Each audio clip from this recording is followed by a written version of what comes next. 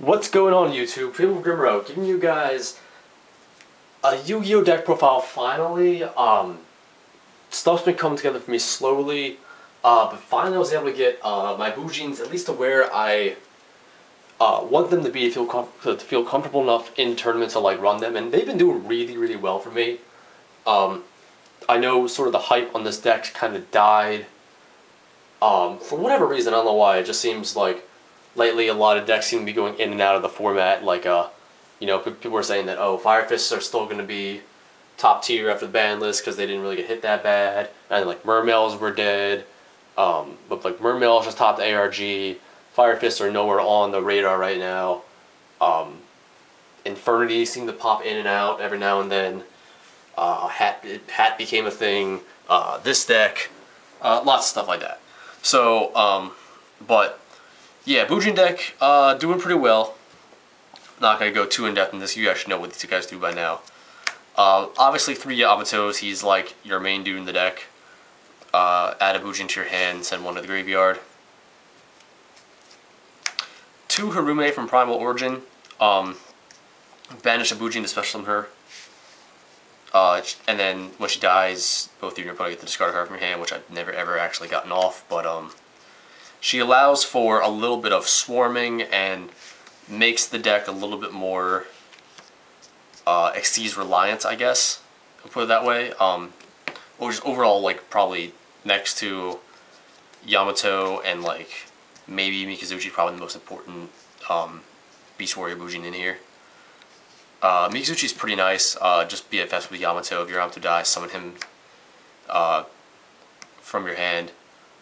Works very well with Crane because you just like Crane something and then you get his effect will go off. And then Arasuda is the one of Arasuda as your last Beast Warrior Bujin. I don't really get his effect to go off that much. It's usually nice if like, I don't know, you have him out, play a tanky, play like a duality or something, get a Bujin in your hand or something like that, and then that's usually when his effect goes off. I rarely have him and Yamato out at the same time, but you know, it's an option. Again, just another really nice, the draw and discard. Hey, I've gotten like, you know, draw turtle, discard turtle, be like, oh, sure. And then our support Regalia monster guys. The 3 of Crane, the deck's honest, gets to double your original attack. The card is, this card's insane in here. Helps Bujin just get over pretty much anything. 2 of Hair, outside of Crane, it's like this is like the best one that's like the graveyard based one. As it's just like protect a Yamato from, you know, whatever, protect whatever you want to from whatever they try to destroy. It just makes your guys like so hard to kill. That along with the 2 turtles prevents targeting. I think they actually ruled now that you can't use turtle in the damage step, which kind of sucks for like Lance and stuff like that. But I mean, turtle is still turtle. It's still amazing. I gotta get some supers too to like start hollowing this stuff out. The 1 of Quillin, nice for like situational, just to like have Yamato like pop something that's like messing your day up. Just not nice to deal with threats. And then the 1 of Honest, because the deck already runs has enough Honest, why not run actual Honest? That's it for monsters. Spells, your 3 Tenkies, searches all your Beast Warrior Bujins. 2 duality I cut down, as in like, I have 3 Tenki to get to my Yamatos when I need them. And the duality sort of can mess up some of the, if I like try to go into like to Harume and stuff like that. It's more of just like kind of like a space thing. Like a lot of people are cutting duality to 2 with some of the other plays that happen in the deck, such as your 2 of Bujin Intervention. This card is greatness. I kind of wish I had room to play a 3rd sometimes, but like 2's a nice number because you can search off Mikazuchi. 3 sometimes will clog a little bit if you're like, you have your play set up. Incarnation is sort of like a nice backup play if, you know, your opponent is able to destroy your Yamato. You just go Incarnation, summon back the Yamato, summon back whatever was from your damage zone, and you can either just leave the Yamato out there or Exceeds into Susanoo.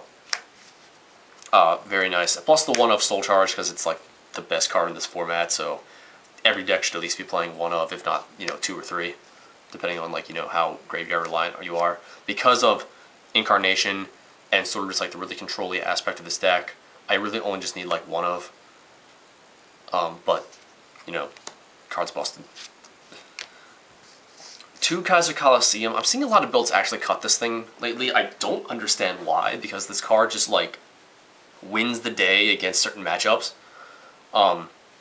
Especially against those those decks like Sylvans, like Mermails, that will just, they have to do everything they can to get their Xyz plays off. Evil Storm, like stuff like that, where it's just, you just go Yamato, Coliseum, and then like what are they going to do? Because you're just going to sit on a Yamato, pump them up with your Cranes, with your Tenkies, dump your Turtles, dump your Hares, and just protect it. Like this card's so great in here.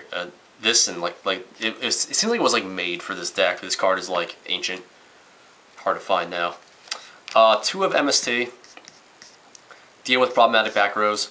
Same with the 2 of Lance to protect your Yamatos. Also, get some damage depth shenanigans as well. These help deal with some of those really, really annoying back rows when they're trying to attack and like try to deprison your Yamato or trying to mirror force you. It's just like Lance or MST it beforehand if they try to set up like a light imprisoning mirror. MST is another card where people are like trying to cut, and like you have to at least side it. Like it main deck it's funny because it's optional because you just have all these other outs, but like double MST, triple MST, like against some matchups, it's your way out against some problems. And then the 1-of Book of Moon, because it's like the most versatile spell card ever to exist. Traps, 1 Solemn, 2 D-Prisons. I run D-Prison over Mirror Force for a few reasons. One is the hands. Hands are annoying, and Stardust and stuff is annoying, and D-Prison just deals with that.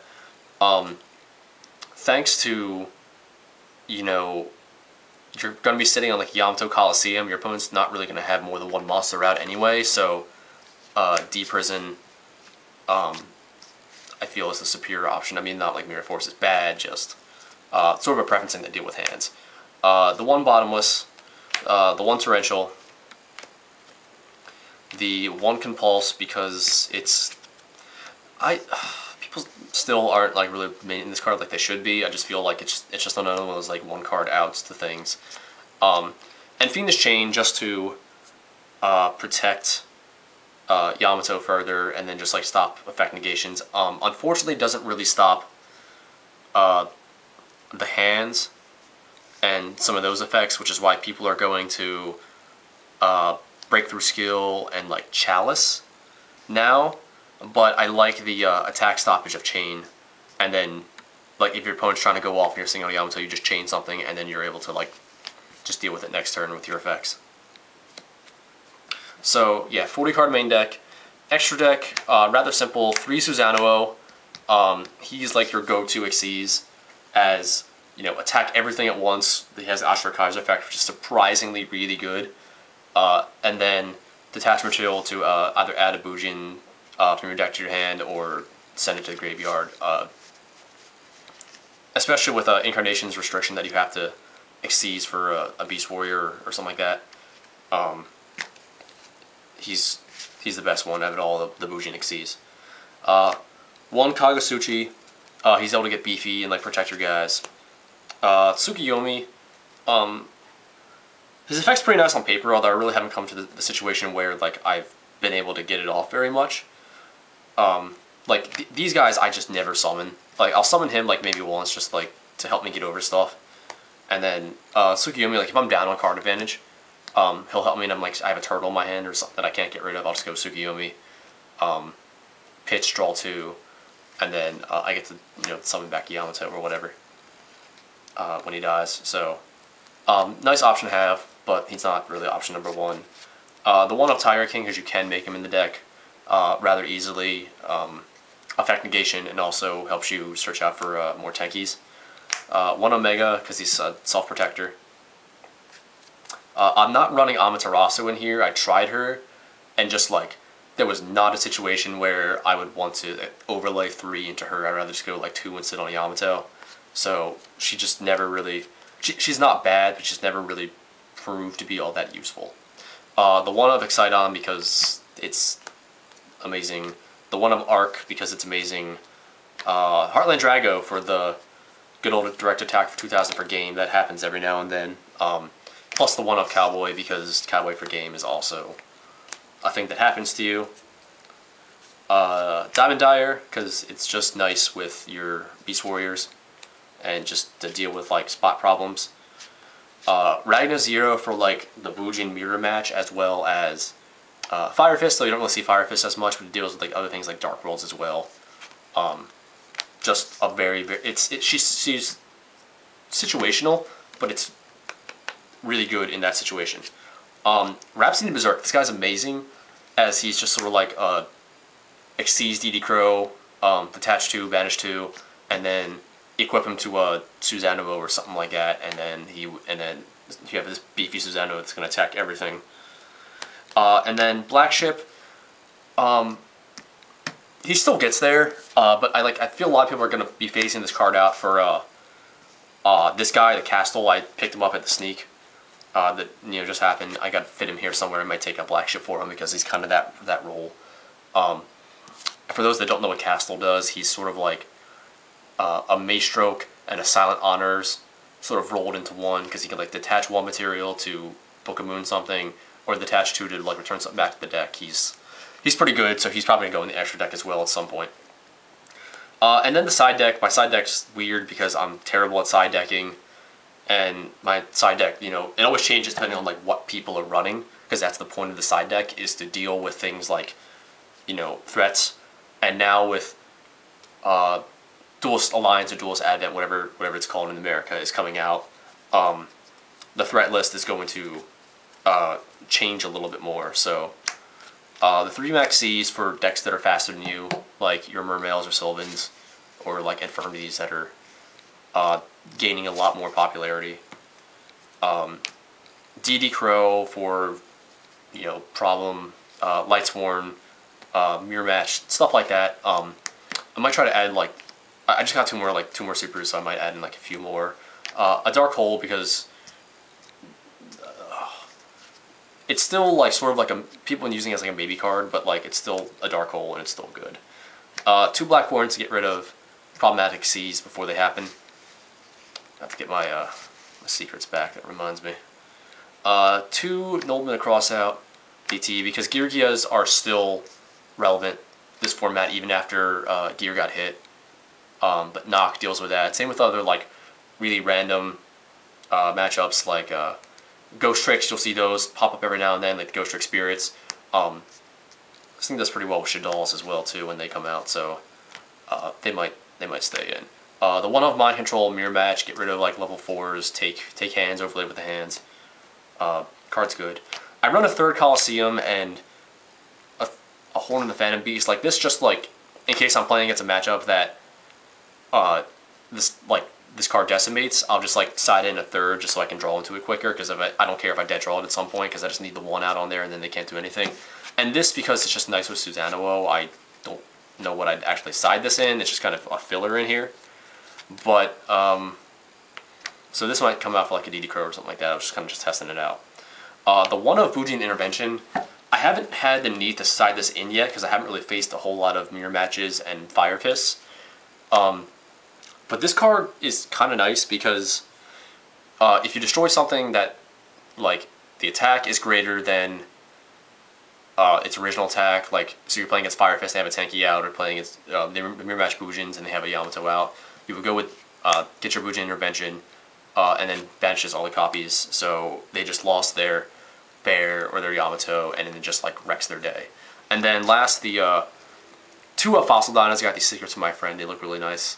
So I just put them in here because they just came in the mail the other day. So this deals with a lot of other problems like XC swarming decks. You can just like if they go first, just go set Dyna or just summon Dyna and they can't special summon while you're just sitting on your Coliseum where your Yamato plays. So it's pretty good. So with the new format, I'm not quite sure how well this deck is actually going to survive, or like what needs to change for it to sort of keep up with some of the other decks that are coming out. Most notably, sort of gave Bujin's like a run for the money, because that's sort of like, you know, the new hotness right now is all the hat stuff. And then now with the new set coming out, the Advent, it's going to be all about Shaddolls. Shaddolls are going to wreck a lot of people's day, I feel. And if you like, you know, see what they've done in Japan, like I know Japan's like a different game than us, but like the point of the deck is just like it's grindy and it's going to mess your day up, just like this deck will. Just has a little more beef and a lot more options because of the way that like the fusions work.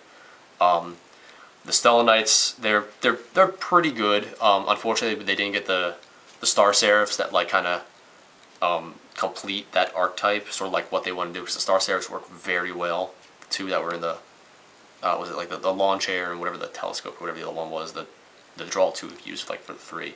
And then Yang Zing are rather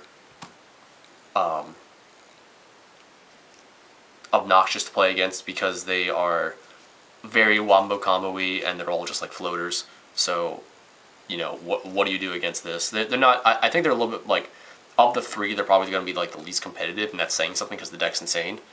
But yeah, I feel Bujin still are going to have a place in the format, a lot like what people are saying, like, you know, like, oh, spellbooks died, but you know, they still float around. Like, you see some at the top every now and then. I mean, like, I think Fire Fist sort of got not really hip, they sort of like evolved because of the hand and trap trick engine, so that's where like the whole fat thing comes in, where it's like Bear with the hat engine. But Bujins can definitely hold their own. The deck is just very, very solid, like very consistent, and just like wrecks everyone's day. And if your opponent is, you know, thinking like, oh, I'm not going to see Bujins, so I'm not going to side for them, this deck will mess up their day. So let me know what you guys think. Thanks for watching, and peace out, YouTube.